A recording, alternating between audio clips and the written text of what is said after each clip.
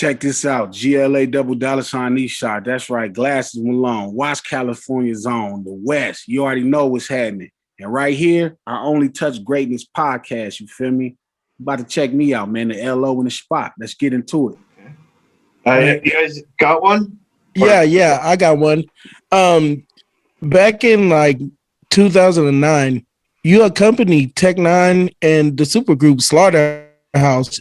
That's an iconic tour too, KOD tour, which probably one of Tech's favorites. How was that, you know what I'm saying, at that time, you know, being with Tech, with him and his type of influence in the independent scene? How was that, and being with that super group, how was that going?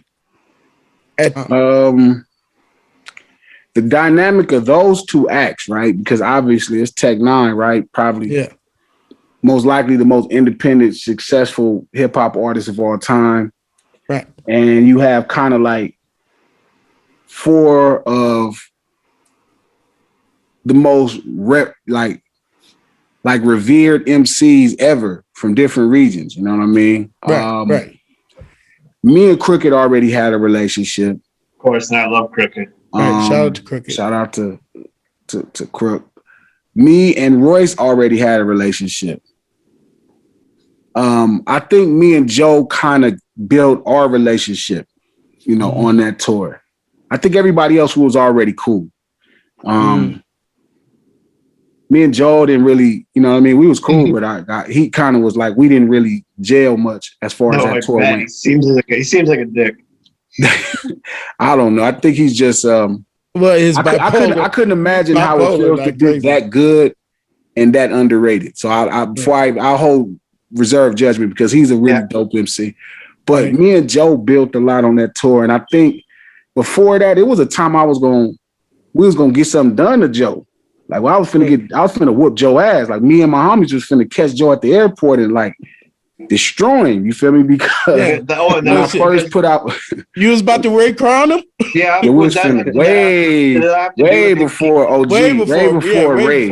Ray. And I don't want to say that because Ray, it wasn't Ray who did that. So I don't even want to get into that shit because that shit was weird. But before that though, Joe was doing an interview on a satellite channel for radio, and at the time I had Certified, and Certified was going crazy. You know, it was just killing the charts. It was climbing with Kxng. Right. And he was doing an interview, and he was on the interview, and he was like, yeah, you know, and I've been trying to get my song with Kxng, and he does a song with some nigga named Glasses Malone. Who the fuck is a Glasses Malone? And I remember hearing it like, damn, I used to like this nigga. Cause like, this is what he want to do. So I'm like, okay, well, I hit my people that's at LAX. I'm like, hey, if y'all see him come through here, y'all let me know. Because when he get through here, we're going to whoop his ass. We're going to put him in the hospital. And it was a matter of time. I think I figured out he was coming in probably in the next 2 days. So I was like, perfect. I'm going to catch it. I'm going to get it. And Fab and Royce, Mr. Fab from the Bay, shout out to Fabby, and Royce had an issue. And I was a part of kind of resolving their conflict. It wasn't nothing crazy. It was something simple. And I helped them resolve it because they both was really good dudes. So me and Royce already had a relationship, and Royce found out, I don't know, I think it was through Fab. He found out we was going to get Joe. And Royce kind of talked me like, dog, what are you finna, like, don't do that.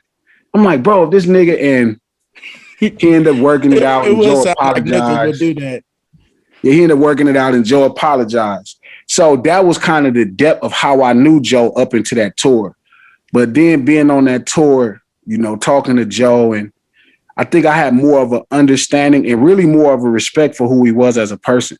Like his connection with his fans, his consistency to working, you know, how he saw himself. Before everybody was podcasting, Joe was podcasting. Yeah. Like he was like ahead of the curve in a lot of ways. His connection to his fans 10 steps ahead. Like, his connection to his fans is like, bar none, like one of the more special ones of all artists I've ever seen in hip hop for sure. Like the people that love Joe love him.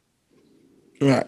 So I think I plus built his bars go over their heads too. A lot of bars go over their heads. I mean, like with Joe Budden, he actually got bars that go over people's heads. Like they wouldn't catch it until like somebody tells them. But I don't even think that's really the thing about Joe. The people who like Joe, man, you love him. Because I've came to love Joe, like to the point where I was looking to do something to somebody over Joe. Right. Feel me? Like that's the kind of guy, if you meet him, you know, and you'll find yourself endearing yourself to him to some degree because you can see it's like a genuine place.